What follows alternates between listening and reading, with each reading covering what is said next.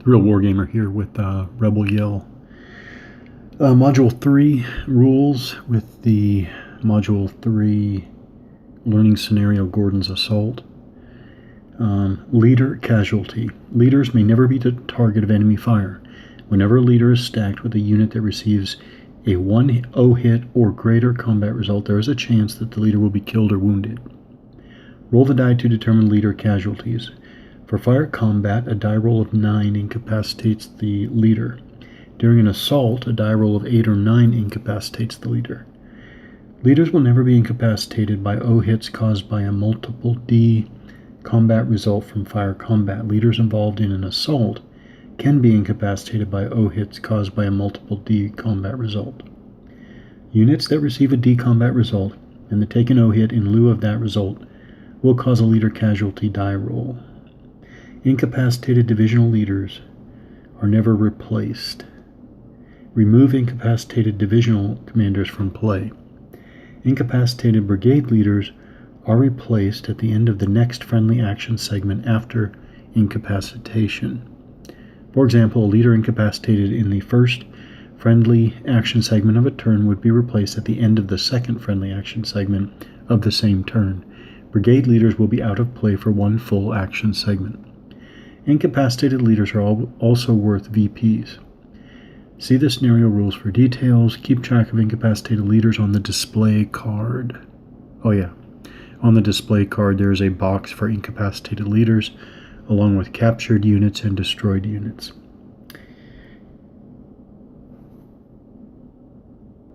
So I'm picking up here again with the P1 action segment. That is the, for this scenario, that's the Confederates.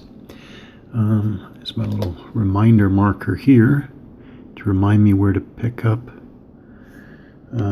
from. Okay, so 2-2 is next. Regiment 2-2. Okay, so I know I want to move them forward here. There's no terrain change. They move forward into the woods. Hex. They do enter. Okay, so they would pay 4 for the woods. They would not pay 1 for the EZOC exerted by these Union units because it's a woods hex.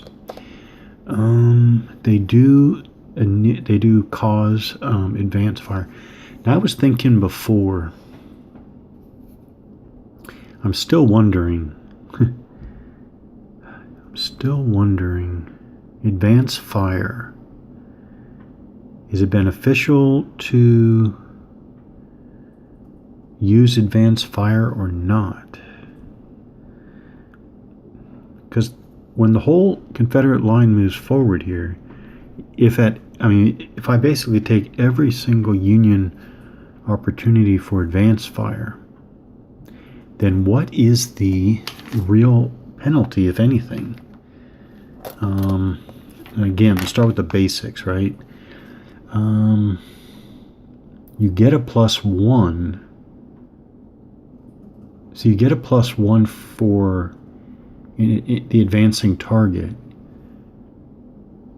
After the first time you do advanced fire, you'll have -2 for every fire after that.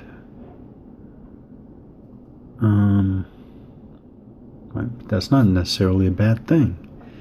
That's what I don't understand what the cost is, if any, to using advanced fire, to taking the opportunity for advanced fire. I'm going to check one thing and then I'm just going, I guess I'll go through and I'll just continue experimenting. So one thing I do know, I don't know, something led me to believe, I was doing some extra reading.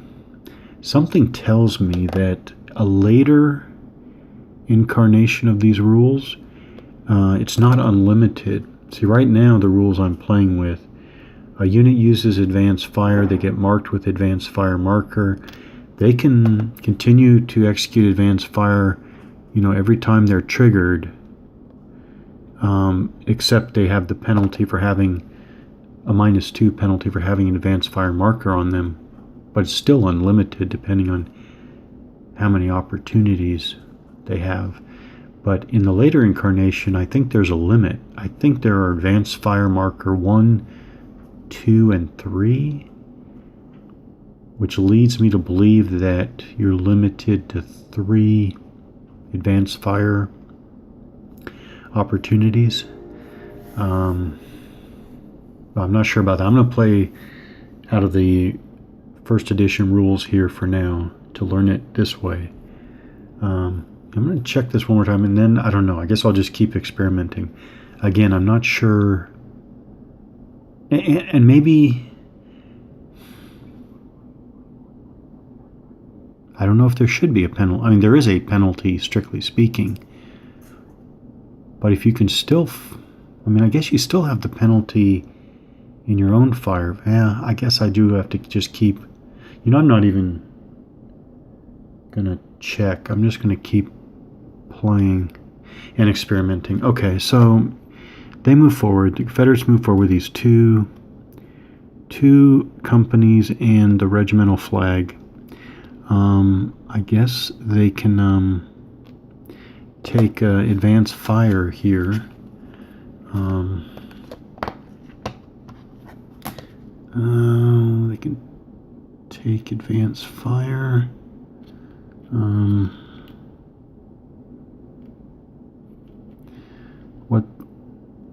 What then?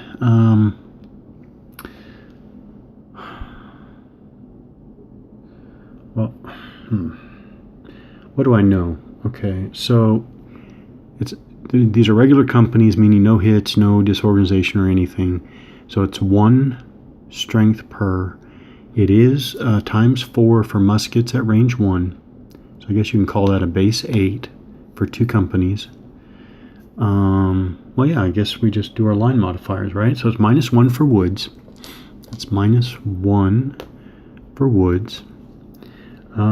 Clear stone breastworks, flanked advance. It's +1 for advanced, right? So that equals out. Charge, disrupted. Well, that's it. So it's even. So it's 8 even. 5 is a question mark. So again, I got to remind myself. Affected units must make an organization check. Okay. So, here's where I have to check. So it's 2-2 regiment.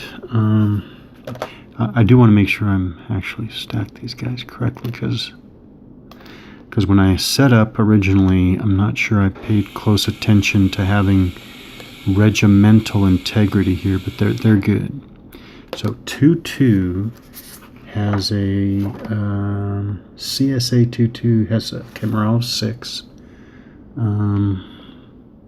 They don't have any, no modifier. No, I'm sorry, +1 for the flag. Unit stacked with flag, +1, so it's 7. Okay, so they roll a 6, so they pass. I think that's just good. Now,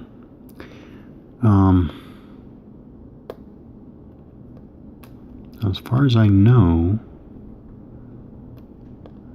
the next guy's. Wait a minute.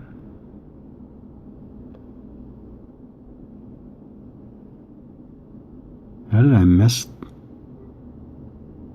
Oh no, that's our 2-2 Confederate.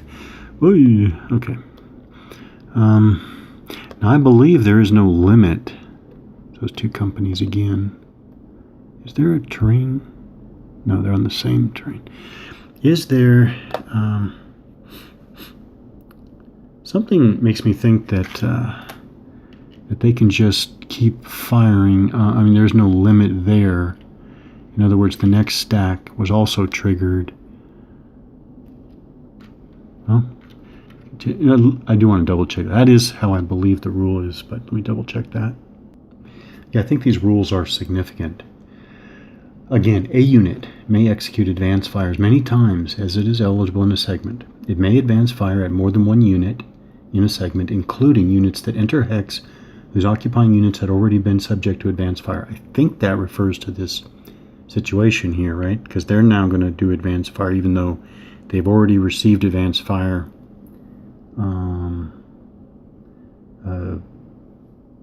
Yeah, this segment.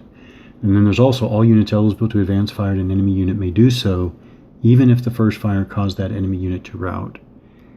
That's something I'm going to have to remember. So it's not... I kind of wish it were strictly sequential, but I think what that's saying is that if this fire caused 2-2, the units stacked with the 2-2 flag, to rout now, I believe it would not rout before this other stack executed advanced fire if it wanted to. I believe that's what that's saying. All right, so this is actually this is similar. This is 8. I don't think the modifiers are going to be any different. I don't think they are. So I think it's even. It's 8 even. 7. That is probably, yeah, no effect. So 7 is no effect. Okay. But they're still marked advanced fire like that. Now,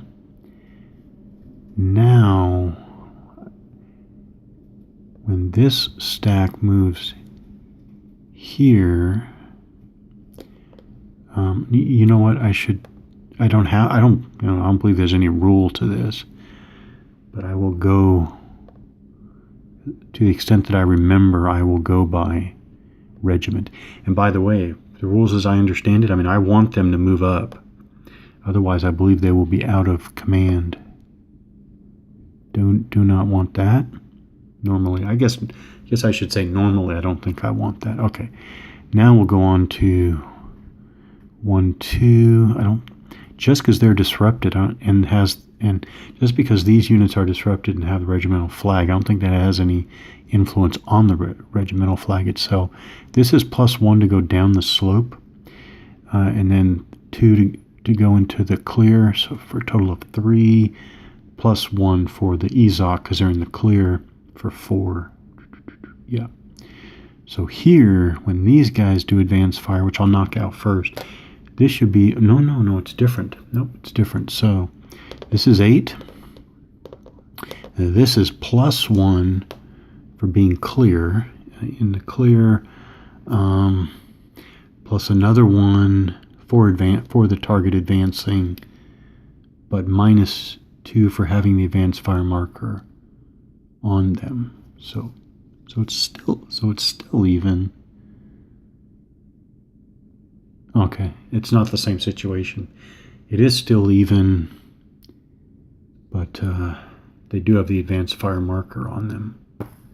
Oh, 9. Definitely no effect. Okay, the next one, though, is 2 companies. Leader isn't going to affect this fire combat. So this is 8. So this is +1 for clear terrain, +2 for advance. Target advancing, and that's it. So it's 8 up to, so it's 12 to 14 line. There we go. We get a 1. You always want low. So 1, that is a 1 hit. So that is a 0-1 hit. All right, so we'll go ahead and do the morale check there. It's not a morale check, disorganization check. And I need to check the regimental morale. 1-2 Confederate, 1-2 is 6-2. Oh, look at that. The entire 2nd regiment, they're all morale 6. That's the one uniform. 1-2 is 6, 2-2 is 6, 3-2 is 6, 4-2 is 6. They're all 6. All right, so the entire 2nd regiment here is morale 6. So -1 for the 1-0 hit, which I believe you apply now because you take the hit and then you do an organization check, as far as I can tell. That's how I do it. So it's 5 or less. Ooh, they roll an 8, so they failed. So they are, I think they're just disorganized. So they took an O hit and the stack is disorganized. Yeah, it is disorganized. But in this case, it's disrupted. All right. So top unit takes the O hit, disrupted. That's...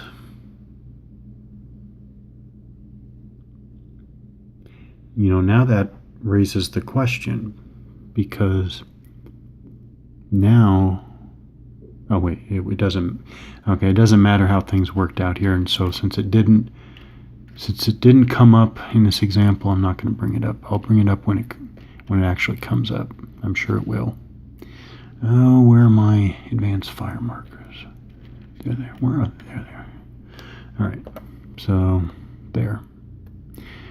Now these guys automatically, it costs a rally action. So these two companies are executing a rally action. It's automatic, but it's still an action. It's not free. So they're there. So that is 1-2. 1-2 is done. Now we'll go, well, 3-2 is back here. I'll leave 3-2 there for now. 4-2. 4-2. Yeah, I'm going to go ahead and do this. So I'm going to keep obliquing right. So since this, I think, is one of the first, well, I don't remember crossing the fence before. So what we got there is probably a wood fence. Wood fence, rail fence, they call it. Rail fence. It's probably +1. +1 for line formation. Okay. So where am I here? 1 for the rail fence, 2 for the clear terrain for a total of 3, +1 for entering EZOC for a total of 4. I just want to talk about this since I looked it up. So the next stack here fired at the advancing Confederates. They were 12 up. Yep, they were 12 up 2. They rolled a 5, which is a disrupted result. So let me back up. This attack, I guess I need to mark them actually.